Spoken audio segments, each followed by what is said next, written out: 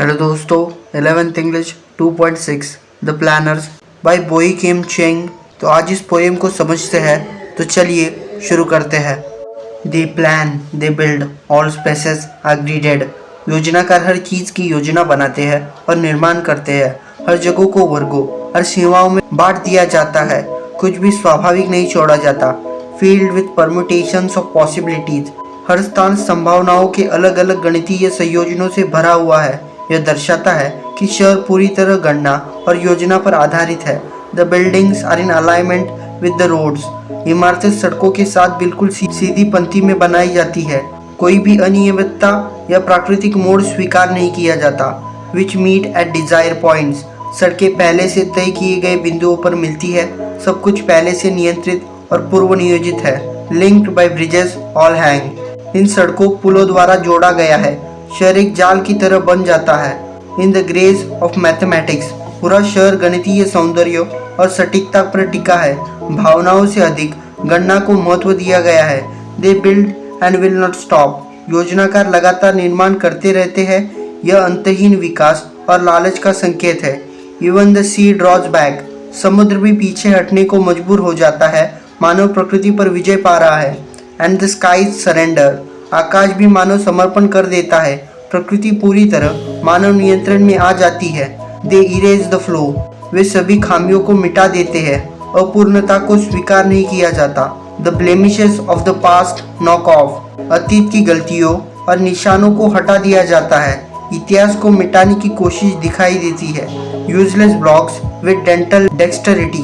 बेकार हिस्सों को दांत निकालने जैसी कुशलता से हटा दिया जाता है। यह तीखा व्यंग्य है। निर्ममता के साथ तोड़फोड़। All gaps are plugged. हर खाली जगह को भर दिया जाता है। शहर में सांस लेने की भी जगह नहीं बचती। With gleaming gold. खालीपन को चमक दमक और धन से भी भर दिया जाता है। भौतिकता को प्राथमिकता दी जाती है। द कंट्री वेयर्स परफेक्ट रोज। देश ऐसा लगता है जैसे उसने एक परफेक्ट मुखौटा पहन लिया है। सब कुछ दिखावे के लिए सुंदर है। Of shining teeth. चमकते दांत कृत्रिम सुंदरता का प्रतीक है। अंदर की सच्चाई छुप जाती है। Anaesthesia, amnesia, hypnosis. दर्द, यादें और चेतना सब दबा दिए गए हैं। लोगों को सच्चाई का एहसास नहीं होने दिया जाता।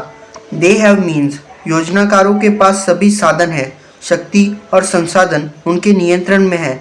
दे have it all so it will not hurt. वे सब कुछ इस तरह करते हैं कि दर्द महसूस न हो। यह कृत्रिम शांति है। So history is new again. इतिहास को मिटाकर नया बना दिया जाता है। अतीत से सीखने के बजाय उसे नष्ट किया जाता है। The piling will not stop. निर्माण और ढेर लगाना लगातार चलता रहता है। अंतहीन विकास की आलोचना है।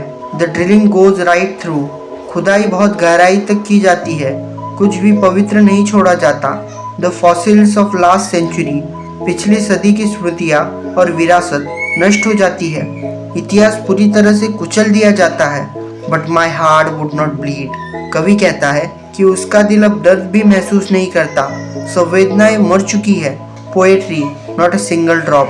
कविता की एक बूंद भी नहीं निकलती। रचनात्मकता समाप्त हो जाती है। To strain the blueprint. कोई भावना इस विकास की योजना को बिगाड़ नहीं सकती। मानवीय भावनाओं के लिए जगह नहीं है। Of our past tomorrow. हमारे अतीत से बने भविष्य की योजना। कवि चेतावनी देता है कि ऐसा भविष्य खोखला होगा। What can we learn from this poem? The poem warns that excessive planning and blind pursuit of perfection destroy nature, history, and human emotions. When development ignores memory, creativity, and compassion, society becomes artificial and lifeless. So always remember, development without humanity destroys the soul of society. And subscribe for more such videos.